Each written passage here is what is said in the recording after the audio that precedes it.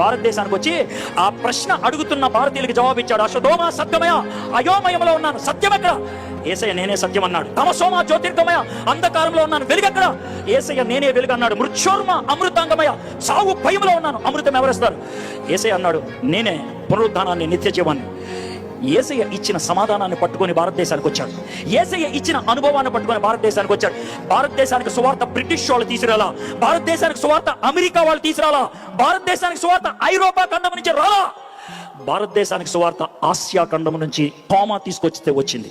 భారతదేశానికి సువార్త వచ్చింది క్రీస్తు శకం 53 అక్టోబర్ నెలలో. ఇది పాశ్చాత్య మతం అని ఎవడన్నాడు? దిస్ ఇస్ ప్యూర్లీ ఈస్టర్న్, ఈశాన్యంలో పుట్టింది, ఇది పాశ్చాత్యంలో పుట్టింది కాదు. అమెరికా అప్పుడు లేదా? అమెరికా లేదు, అమెరికా లేదు. అమెరికాని కనుక్కుంది 14వ-15వ శతాబ్దంలో. భారతదేశానికి సువార్త వచ్చింది 1వ శతాబ్దంలో.